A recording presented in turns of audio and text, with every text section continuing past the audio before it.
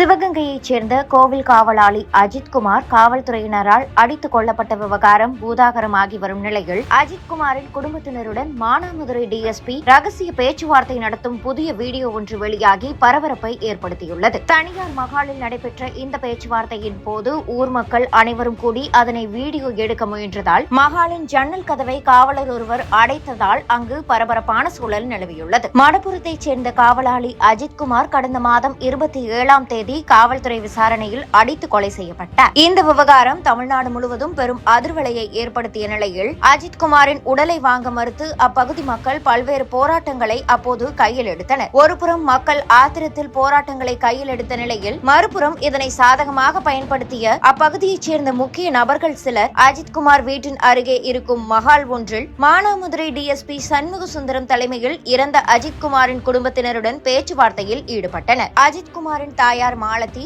சகோதரர் நவீன்குமார், சித்தி சாந்தி, தாய்மாமன் காளீஸ்வரன் ஆகியோரை அழைத்து ரகசியமாக போராட்டங்கள் வேண்டாம், உங்களுக்கு வேண்டியதை நாங்கள் செய்து தருகிறோம், இதனை பெரிதுபடுத்த வேண்டாம், பணம் தருகிறோம் என்றெல்லாம் ஆசை வார்த்தைகள் கூறியதாக கூறப்படுகிறது. மகாலை பூட்டிக் கொண்டு நடத்திய அந்த பேச்சுவார்த்தையின் போது அப்பகுதி மக்கள் அங்கு சூழ்ந்துள்ளனர். இதனையடுத்து ஜன்னல் வழியாக அதனை வீடியோவாக பதிவு செய்துள்ளனர். அதனை பார்த்த காவலர் ஒருவர் ஜன்னலை வேகமாக வந்து மூடியுள்ளார். இதனால் ஆத்திரமடைந்த மக்கள் அந்த மஹால் கதவை உடைத்து வெளியே வாங்கடா என்று கூறி கதவை உடைத்ததால் அங்கு பரபரப்பான சூழல் நிலவியுள்ளது. அஜித்குமாரின் கொலை வழக்கில் சிபிஐ விசாரணை நடந்து வரும் நிலையில் இதுபோன்ற வீடியோக்கள் வெளியாகி வழக்கில் திருப்பு முனையை ஏற்படுத்தி வருகிறது.